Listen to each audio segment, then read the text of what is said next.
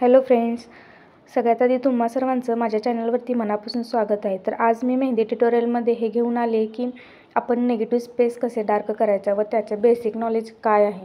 तर negative space म्हटलं तर आपण एखादे फुलांचे, पानांचे किंवा वेगवेगळ्या मेहंदीचे एलिमेंट्स बनवतो आणि त्याच्या बाजूचा जो भाग राहिलेला आहे तो आपण डार्क करतो। डार्क केल्यामुळे मधली जी डिझाईन आहे ती खूप उठावदार आणि सुंदर दिसते। तर अशा पद्धतीचे डिझाईन ड्रॉ करण्यासाठी आपल्याला इथं व्हिडिओमध्ये मी तिरक्या पद्धतीच्या फांद्या आणि त्याला खूप सुंदर अशा युनिक पद्धतीची फुले काढून घेतलेली आहेत। तशा पद्धतीची तुम्ही फुले काढून घ्यायची आहेत। तर नेगेटिव्ह स्पेस ड्रॉ करण्यासाठी बेसिक माहिती अशी आहे की आपण ते डायरेक्ट डार्क न करता अगोदर जो आपण आकार दिलेला आहे त्या आकारांना आपल्याला डार्क लाइनिंग करून घ्यायचं आहे बाजूस, आणि नंतर उरलेला जो मधला भाग आहे तो आपल्याला डार्क करून घ्यायचा आहे। तर इथं आपण फुलांची आणि पांद्यांची डिझाईन कवर झाल्यानंतर छोटी छोटी पाने आणि मध्ये पोकळ असे वर्तुळ काढून घेतलेले आहेत।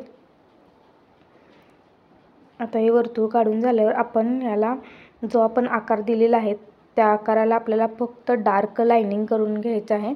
पूर्ण डिझाईनला डार्क लाइनिंग करून झाल्यानंतरच आपल्याला उर्वरित भाग डार्क करायचा आहे। तर लाइनिंग करताना सुद्धा आपण याची काळजी घ्यायची आहे की जो आपण मध्ये काढलेला फुलांचा, पानांचा किंवा कोणत्याही डिझाईनचा आकार आहे तो डिझाईनचा आकार बिघडला नाही पाहिजे आहे। म्हणजे जास्त आतमध्ये डार्क मेहंदी जाऊन डिझाईनचा आकार बिघडला जातो, त्यामुळे ते डिझाईन पूर्ण बिघडते, आतला पूर्ण आकार त्याचा बिघडून जातो। तर असं न करता आपल्याला डार्क लाइनिंग व्यवस्थित काढून घ्यायची आहे। त्याच्यानंतर उरलेला भाग आपल्याला डार्क करून घ्यायचा आहे।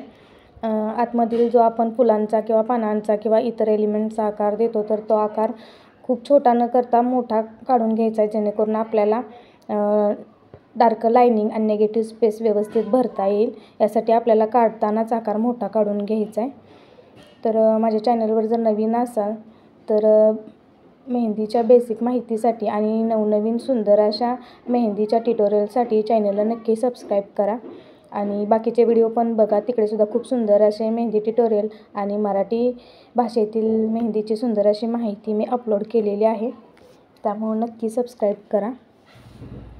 तर इथं आपल्याला पूर्ण डार्क असं शेडिंग नेगेटिव्ह स्पेस डार्क करून झालेला आहे फुलांचा।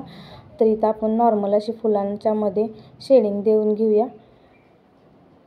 ज्यावेळेस आकारातला खूप व्यवस्थित प्रॉपर फिनिशिंग न येतो त्यावेळेसच आपलं ते डिझाईन सुंदर दिसून येतं। तर त्यासाठी नेगेटिव्ह स्पेस डार्क करायला येणं ही खूप महत्त्वाची गोष्ट आहे, त्यामुळे तुम्ही याची प्रॅक्टिस करा मोठमोठ्या आकाराचे फुले आणि पाने काढून।